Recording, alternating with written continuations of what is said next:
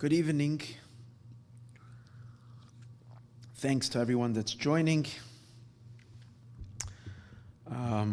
Tonight's class was dedicated by Mrs. Bela Greenbaum in honor of Aliyah's Neshama for her husband, dear friend of mine, Rabbi Yaakov Greenbaum, who had passed away a couple of months ago. Yaakov ben Shmuel Yosef, Alav Hashalom, may his Neshama have the greatest aliyah, to the greatest of heights, and channel lots of brachas to you, to Mendel, his family, and only good things to all of his friends. And he was such a dear friend to me personally, and helped us out in Maayon Yisroel in such a unique, special way. So this should be a big schus for his neshama. I'd like to dedicate this week's shir to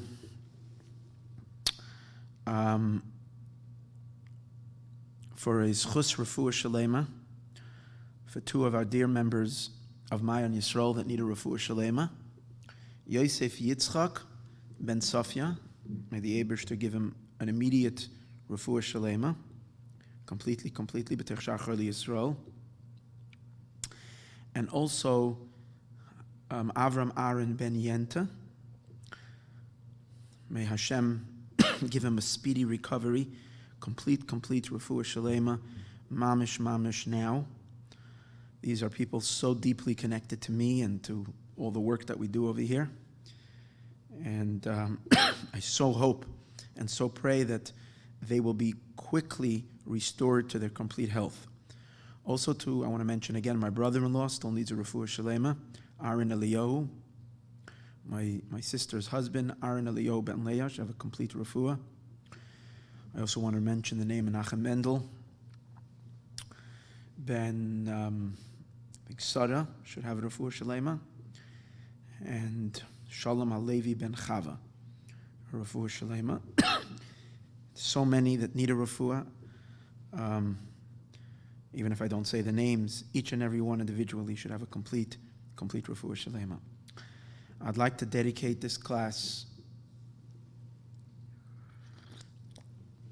to the Lubavitcher Rebbe in honor of his upcoming birthday this Sunday, Matzah Shabbos, Yud Aleph Nisan, the 11th day of Nisan, where the Rebbe is reaching 118, which means that we will start saying the Kapitel of Tehillim 119, Kuf Yud Tes, which, as I mentioned last week, is the longest Kapitel. And last week I discussed the chapter 118 and its power and its meaning as we stand here today. As I spoke, all the events that are happening this year have all been hinted to in that parak of Tehillim. I'd like to connect this year to Kuf Yud Tes in this class, just the significance of that Kapitel and where we are standing here today. So first of all, off the bat, just looking, Kuf Yud Tes is 119, but Kuf could stand for COVID-19. That means that the antithesis and the breaking out of the klipa and the darkness of this COVID-19, may the new Kapitel, which thousands and thousands of Yidden across the world will say the entire year, this time with Mesiras Nefesh, because it's a long chapter, very long. If you had to give, by saying the Kapitel, usually just, a minute and a half, 2 minutes of your time. Here we're talking already about a commitment. There are those who can say speed saying, but even speed saying, I can't see how you can say it faster than 5 minutes. But I think for an average individual, you got at least a nice 10 minutes or close to 10 minutes in saying Kuf Yud Tes. That should bring the great blessing to put an end to the COVID-19 in its current state and let it reveal its pnimius, its great inner light as explained, 19 is Malchus, COVID is really David, the Malchus of David, the corona, the Kesser, the coronation, the crown of Melech HaMashiach. May all that be revealed. Unique about chapter 119 is that it has the entire Aleph Beis. It's called Tamanya Appa. It's called the Aleph Beis 8 times. It has every verse 8 times, which is extremely significant to where we stand right now. As I mentioned, this year is Tafshin Pei. It's the year of the eights. And 80, that means 8 times 10. That means the completion of the number 8. 8 in its full potency, 8 in its full power, 8 in its full glory.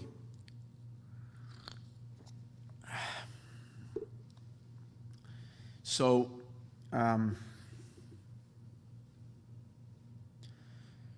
what's the significance of 8? As we discussed, 8 is transcendental light. What slipped me, and I just noticed it, I'm surprised I didn't say it. The sages say specifically, Geula bishminis, that Geula is in the 8th blessing. That's why Chazal say, B'matzah shmita ben David ba, that the Mashiach comes in the end of a Shemitah year. That's not to negate in any way this year, but I'm just saying that in general they say because Mashiach is related to number 8. And this year is in a sense Matzah Shemitah because we ended the 7s and we're in the 8. So actually this could be Matzah Shemitah even though it's not the sabbatical year. That's just a thought that occurred to me right now. But the idea is that Mashiach, Geula b'shminis, Geula comes in the number 8. The power of 8 is unbelievable. But the issue, the problem we're having now is, as I mentioned, the world is now enveloped in a virus. Literally, the entire world is indoors. Everybody's running for cover from this invisible, like, terrorist that's lurking all over the place. And we know that we can be the ones carrying it, chas v'shalom, and giving it over to others, and God forbid, and we don't know what to do, and we're washing our hands, and we're so cautious, and we're so careful, and we're in this isolation and self-quarantined, and all this is taking place, all related, and the name of all of this is Corona, which clearly is indicating that this global event is not something of real darkness. It's really at its core something very, very, very high, very spiritual and very godly. And as I, with my limited mind, understand it, and I'm going to bring you more sources to this, is the ultimate light and the ultimate godliness, the ultimate holiness. So why is it showing up as a virus?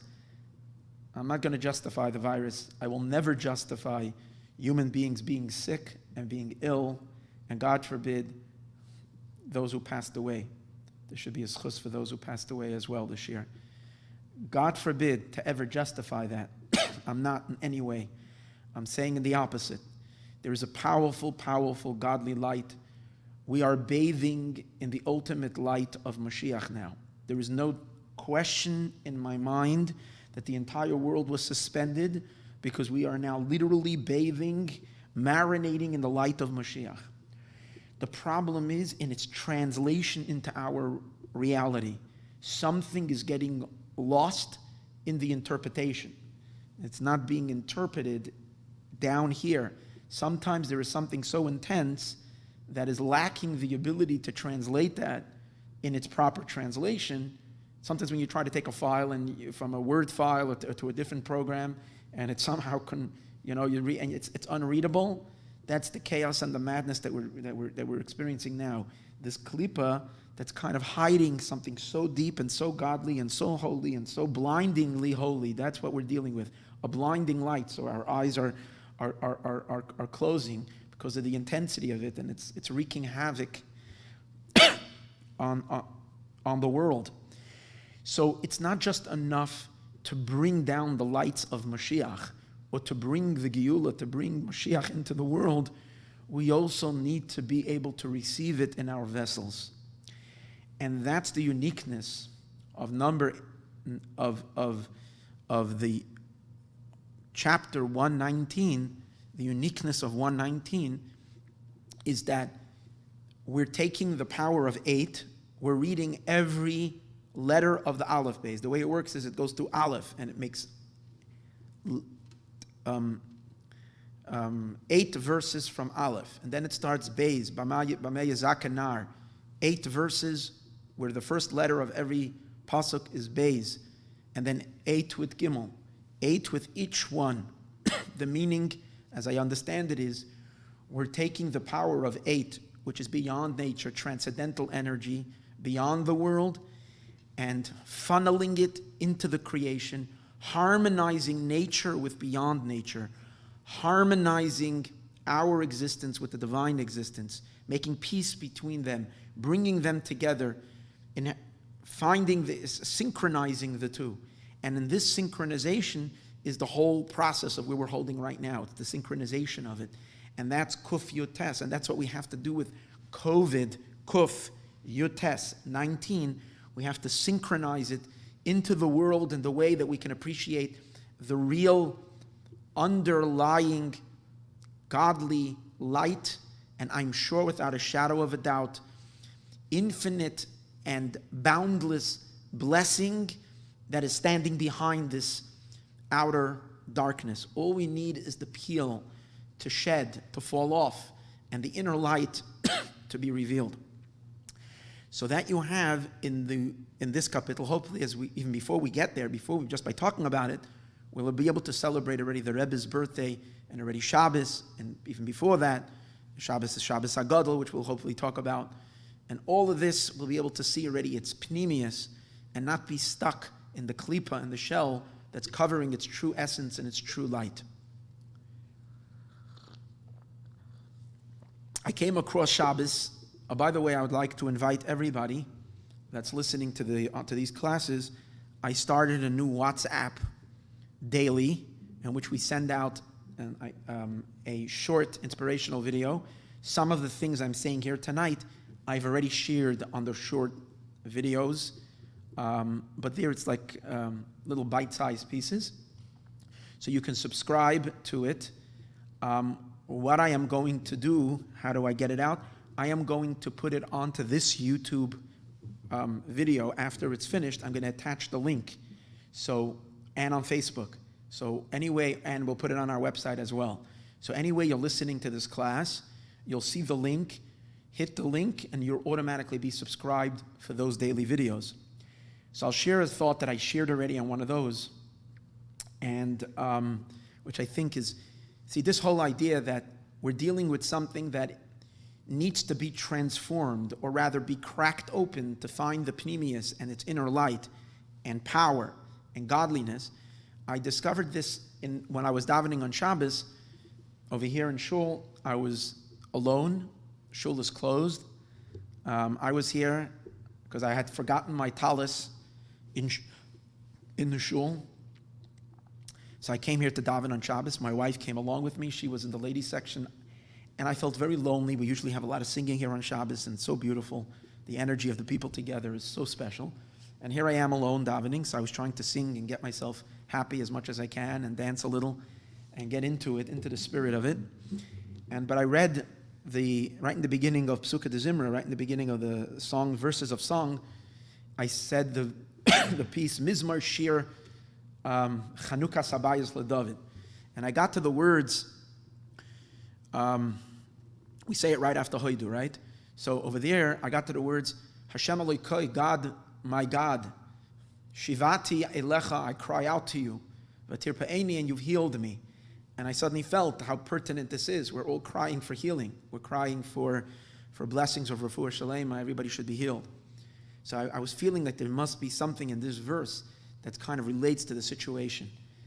And by the way, what we really need to know, Torah is ancient, but Torah is new every day. When you open up any book of the Chumash, any book of Tehillim, there's nothing old there. God is talking to you right now. It's through those same words, but they're not the same words. Every day there are new words, they're new meaning, Hashem imbues a new light into them, and they speak to you differently. So as it spoke to me this Shabbos during the year Tavshin Pei, this powerful year, is I said there must be something over here that is indicating the year when this is happening. And I got to the second, I think it's the second to the last verse. It says, "Afachta mizbiti l'machai li." You have converted my mourning. Mizbiti means my mourning, my sadness, my eulogy. L'machai li, to a dance. Pitachta saki, I've opened up. Pitachta saki, you opened up my sack. Vatazreini simcha, and I was girdled with joy. I'm reading that verse, I'm saying, wow, here is where it's all at. We're dealing with a situation where there is a mourning. We're dealing with a situation where there is sackcloth. You know, it says, Mordechai walked out into the street dressed in sackcloth and cried out. We're dealing with a dark situation. But just like by Mordechai, from the darkness itself, from the sackcloth itself, came the transformation. That instead of Mordechai being dressed in sackcloth, he was paraded around the entire city in royal garments. Levush Malchus, he was wearing the garment. Yavu Levush Malchus, they should bring the garment of the king, which refers to, in addition to the royal clothing of Persia, of Achashverosh, it meant the royal clothing of the Ebershter's clothing. We're talking about the ultimate revelations. From what? From the darkness itself comes the light. In this verse, Hafachta Mispiti, and it was clear to me without a shadow of a doubt that the mourning that sadly is happening in so many Jewish homes, in so many homes around the world in general, the mourning of the loss of life, the frightenedness of children that have parents that are ill, the difficulties, the harshness of the whole situation, that hafachta, it's gonna in a moment, and I have no doubt that this is gonna happen, in a snap of a finger, in a moment, this is all going to turn into global dancing, global celebration. L'machai li, the whole world will go out in a dance. Pitachta saki, God, you've opened up my sack. That's the sack of exile. You've released it. From here we will creep out of that sack. Vatazreini simcha, I will be enveloped, I will be girdled with joy. So I noticed the words, the second half of the pasuk. Tazreini saki pitachta, or rather, let me read it frontwards. Pitachta saki vatazreini, but you read it backwards, which is these words, Tazreini saki pitachta, spells Tav Shin Pei. Now, even though the word vatazreini starts with a vav, but the main word is ta'azreini, and I've seen that many times in Svarim, that when you a vav amoisef, any of these could be omitted in a Rosh Tevis. Again, to say Rosh Tevis, to say these acronyms, you have to be a great tzaddik.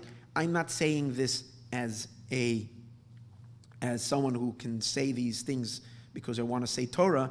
I'm saying this as a prayer and as something that should encourage all of us. And I feel that in today's days, even us simple people can receive divine inspiration. I have no doubt about that, because it says, because any moment Mashiach is going to come and we'll all be prophets.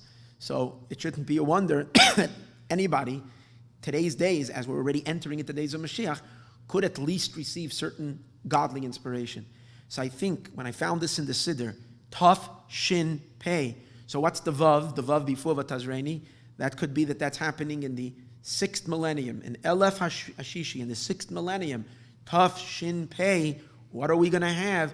A situation that initially is going to hit us in a way of darkness, of sadness, of mourning, but it will snap right out of it.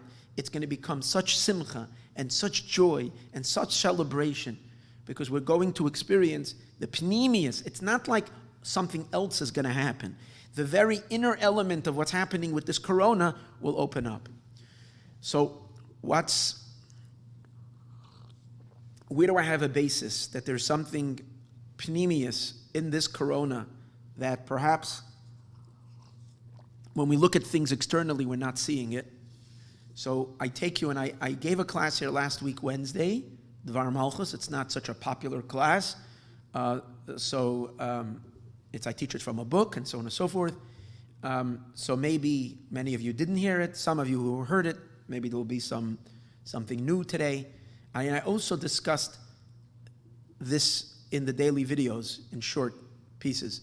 So I'm excusing for the repetition, but I would like to say this for those who listen mainly to this class, the parsha in my life.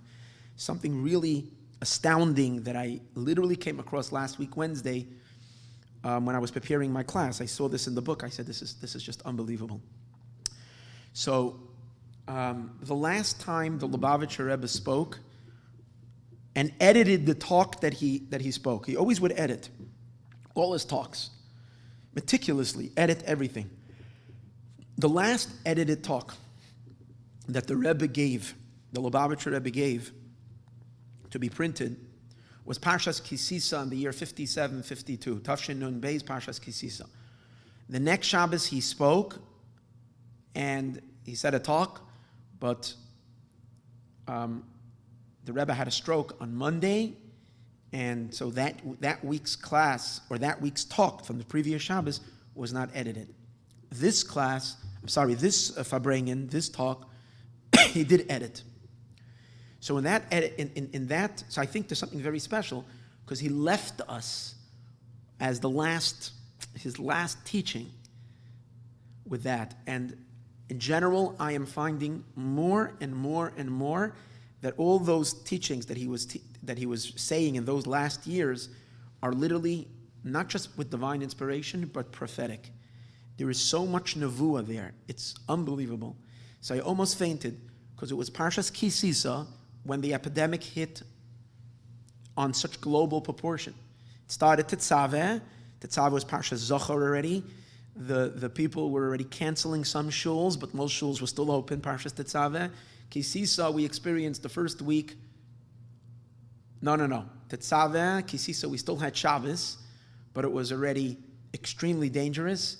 You already felt it all over. Vayakel and Vayikra. Vayakel was the first week of shutdown. But Kisisa, it like very much was when that was the week that had Purim in it, when it like became in our face.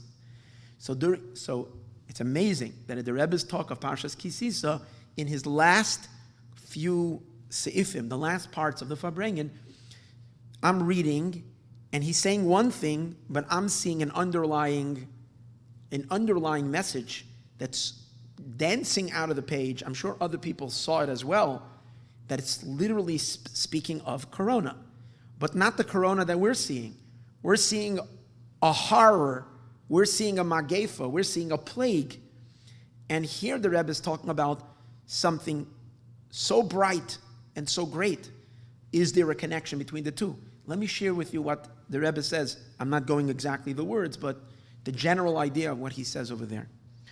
So he says over there as follows. He's talking about Moshe Rabbeinu and the three stages of Moshe and the Jewish people regarding that were accompanied with the luchos. We know that Moshe is the one. His main power, his main objective, is to bring the Torah to the world. So, and how did he bring it to the world? First, he facilitated God coming down on the mountain on Sinai, on Har Sinai, and speaking to us the 10 Commandments. But after that, Moshe went to get a physical testament to this that God spoke to us and gave us the Torah and commanded us the Torah. So he went to get the tablets. When Moshe received the tablets, we know the story. The first tablets didn't last. Moshe threw them down and broke them when the Jewish people made the golden calf. Afterwards, God tells him to bring stone and bring it up, and God engraved in the stone that Moshe brought up to heaven, God engraved the 10 Commandments a second time, and that's called the second luchos. So the Rebbe is talking about these three stages. The stage of the first luchos, which we know was the godliest state ever, which had the Jewish people received those luchos, there would never be death in the world. That's it. If those luchos would have landed here on planet Earth, no more death. Death would be eliminated forever. Why? Because this is the divine truth. When God is present and fully revealed and anchored down in our world, there's no room for death. Death is the opposite of God. God is eternal, living forever and ever, and we are all that anything that plugs into him will also live forever and ever.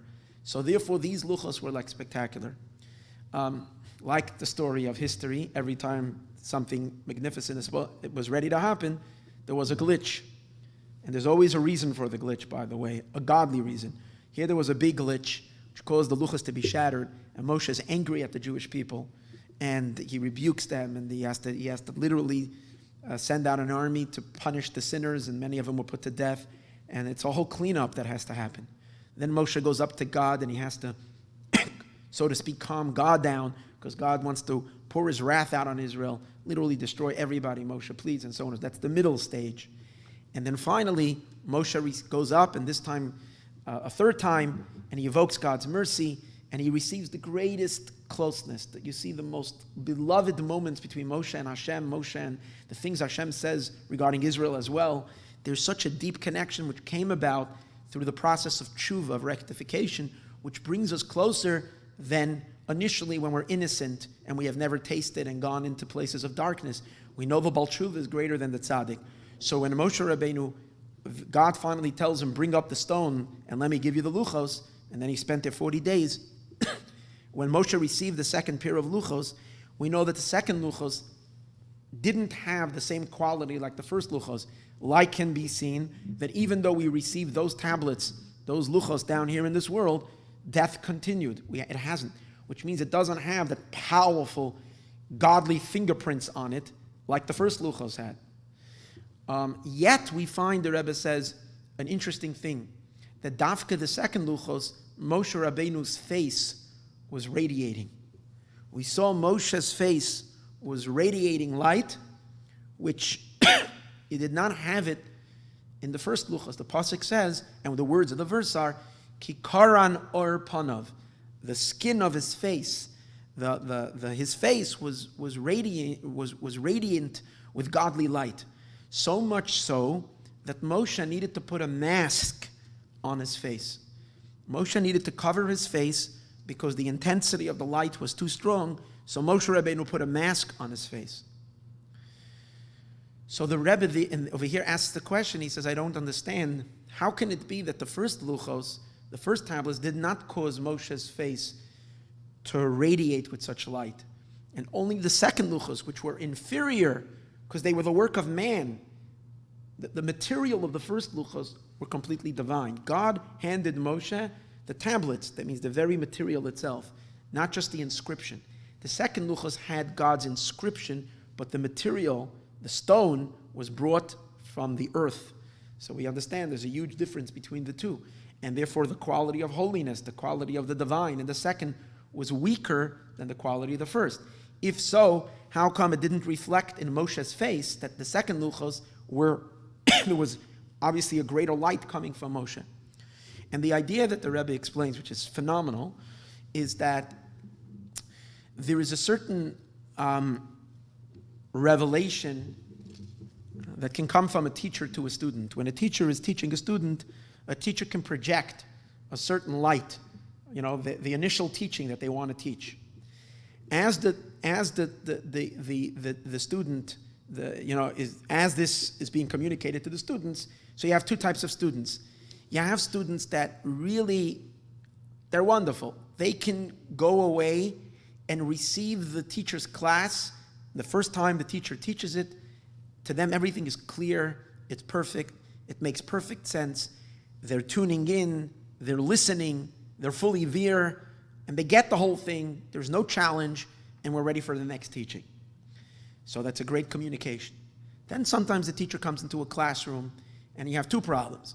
You have, first of all, brilliant kids, but these brilliant kids never take things on face value.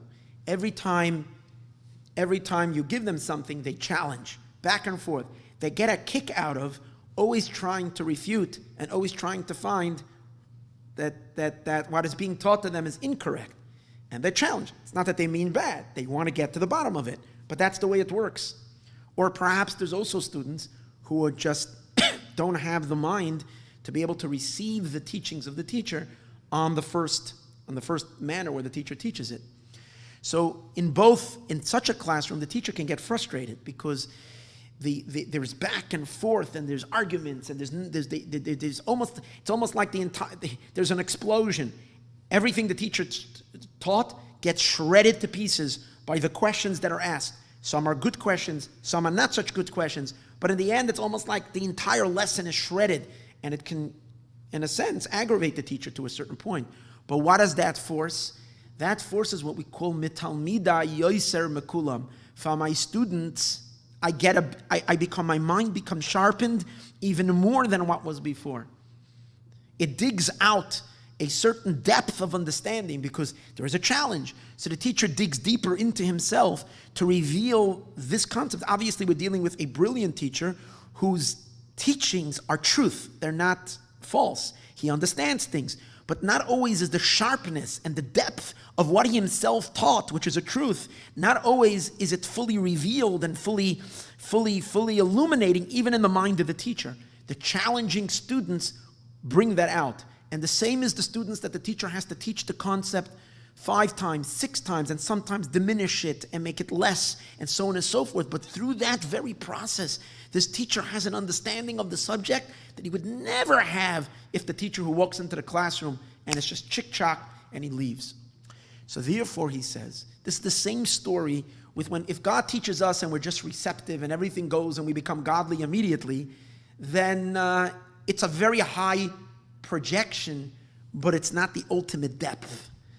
The real depth of what God intends, the innermost of the wisdom of the communication, of what is to be communicated, the depth of the wisdom of Hashem, the essential wisdom that's rooted in the essence of essences, only comes out in not through initial projection, but through challenge.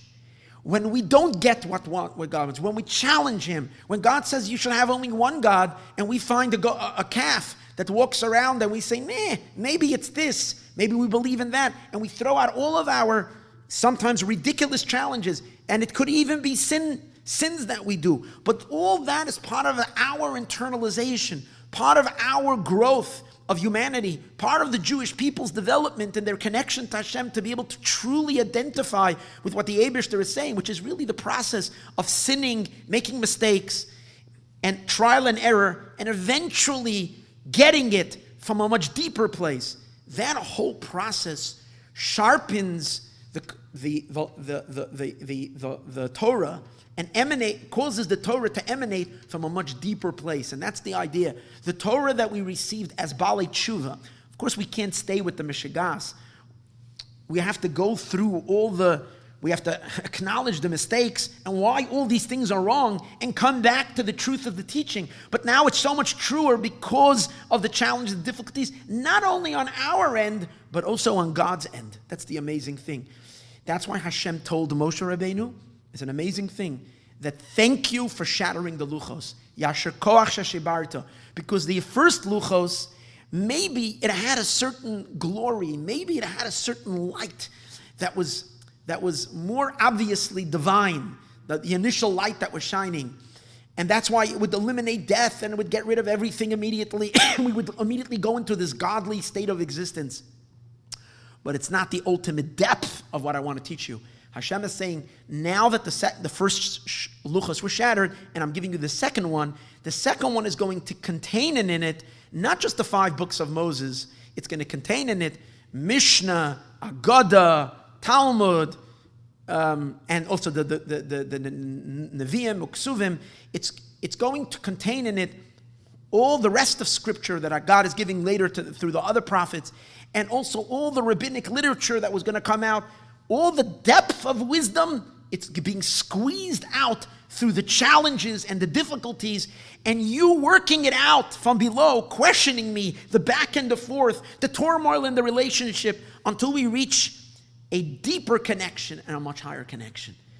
And that's the reason why the pasuk says, Chachmas Adam Ta'ir Panav. The radiance of a person's face, of the wisdom of a person, causes his face to shine. And it's explained in Chassidic teachings. It means, when we say the wisdom of a person causes the face to shine, means when the essence of a person's wisdom, when it's emanating from the essence of the soul is tapped and revealed, it causes an illumination on the face. In our case, this challenge brought out the deepest, innermost of the wisdom from Hashem, which caused Moshe Rabbeinu's face literally to line up, to light up with this incredible light. And over there he says, this idea, even though it happened when Moshe received the second luchos after the 120-day period, when I'm saying 120 days, when Moses went up the first time to receive the luchos, the first time he spent there 40 days, then the golden calf happened. It was shattered. Then he was cleaning up the mess for 40 days. He went up to heaven and also prayed, but God was still upset and angry. Then he came up for the last set of 40 days, and he received the second luchos, which culminate on Yom Kippur. This process is a process from Shavuos till Yom Kippur. It's 120 days. So we reached already the tikkun and the final radiance of light, the inner essence of this inner wisdom that's shining through the face, which causes the karan or the luminance. The Rebbes says over here, however, the real meaning of it happens in the end of history, in the end of the human toil and effort to synchronize God and truth into their lives. When we finally complete the task of complete synchronization, after all the trial and error, after all the failures and the ups and downs and the slips and the falls and all the mess and all the darkness and all the spiritual darkness and physical persecutions and bloodshed and everything we've been through it, we can't describe what we've been through. And when we finally get to the end, and when we say we've been through, I mean everybody of us, every person as an individual, and your challenge to make God real in your life. How many times do we want to, we try, we're inspired, and we lose it, and we're back in the dumps, and then we try again, and ups and downs, that whole wrestling, that whole process, each and every one of us is and Jewish. So the current Moshe Rabbeinu, out of this light, he says, why do we would think spread everywhere mask. So we have to protect them too high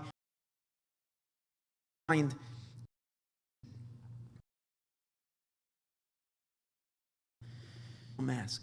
And eventually on oyer, the radiance of light, which is Moshe's light, which the Rebbes was in trouble between outside on the on this to live. Are you ready to 92 ready to redeem the Jewish people? More time